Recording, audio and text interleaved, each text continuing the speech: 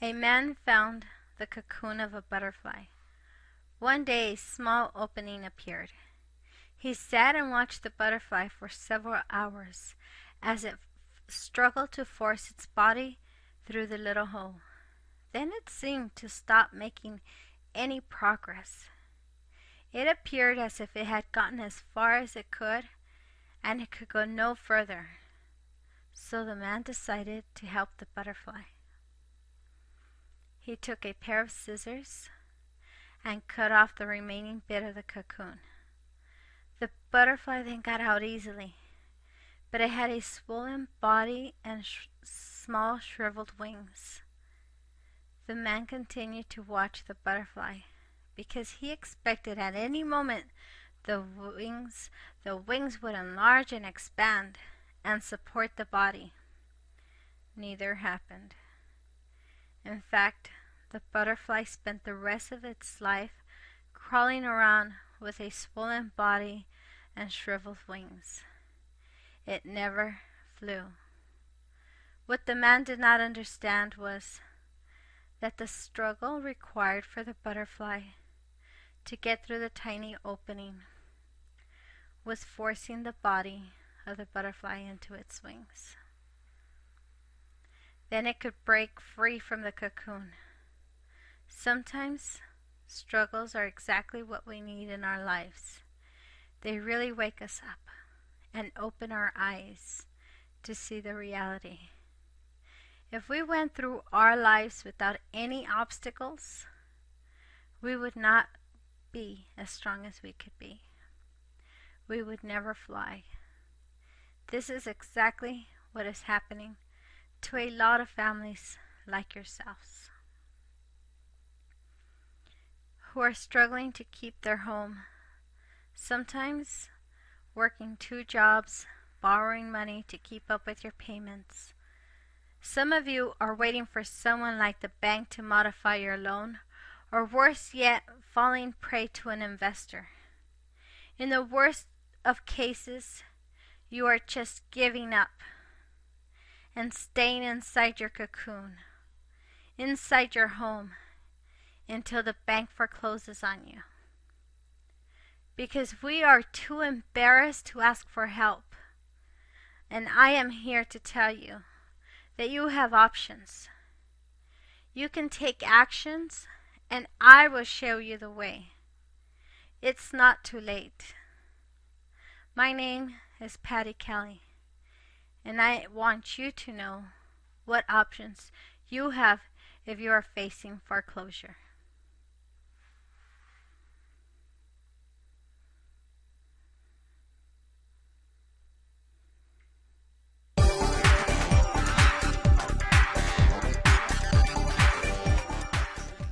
Option 1. Deed in lieu of foreclosure or cash for keys. If you have had enough and just want to walk away, this may be for you. Not every bank offers cash for keys or deed in lieu of foreclosure. Some of them need to find out if you qualify and if it makes economic sense. The decision is determined if you qualify, and it is made case by case. This will also minimize attorney fees charged by the banks. Option 2. Forbearance or modification. A forbearance is simply a repayment plan. No new interest rate, same terms, same principal balance. A loan modification could be a restructuring of your loan terms by lowering your interest rate down to a 2 or 3% interest rate, and in some cases extending the length of the loan from 30 years to 40 years. It is a great opportunity. Unfortunately, according to the Orange County Register, only 1% of the loans are being modified successfully. There are 400,000 families in a trial loan modification, and only 31,000 have been finalized successfully. The ratios are definitely not on the homeowner's side. If your loan is successfully modified, then the payment will be a lot more affordable. Banks are not doing principal reductions and are becoming very strict on the modifications. Be 100% sure you know all conditions and terms of your loan modification.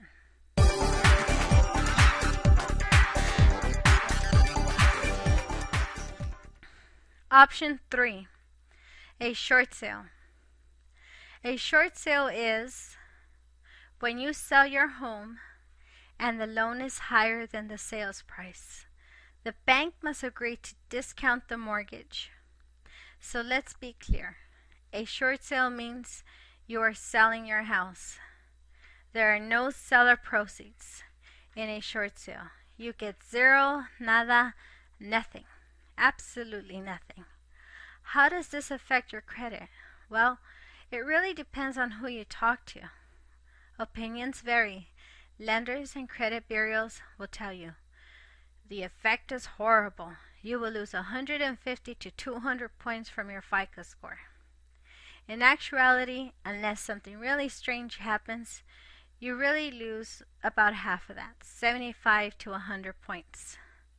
The short sale must be handled by an expert like myself.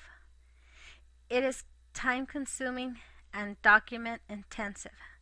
You will need a complete financial history and a hardship letter. You will need patience and a couple of months. What are the tax consequences? The lender will issue a form of 1099. This is because the difference between the sales price and the mortgage debt is called forgiveness of debt and is taxable to you. Also, they cut a deal with the feds so that if they bill you, they can write it off. Amazing, huh?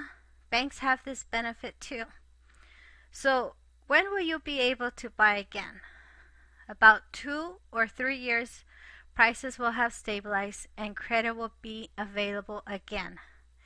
Let's hear from Francisca, one of the homeowners I have helped this year. Go ahead.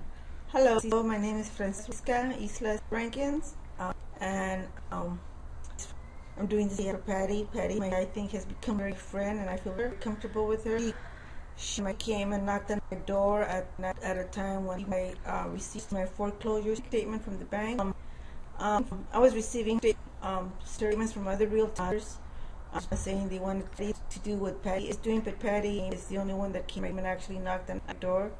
I like that. She explained the short sale process to me, and she explained the short sale process versus just letting the house foreclose.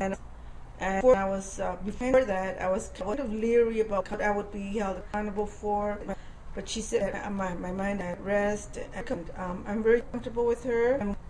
I'm glad that I met her, and I'm glad that she's doing all this for me. And I feel much more at ease now that I've met her. She's doing this for me. Thank you. So is that? Yes.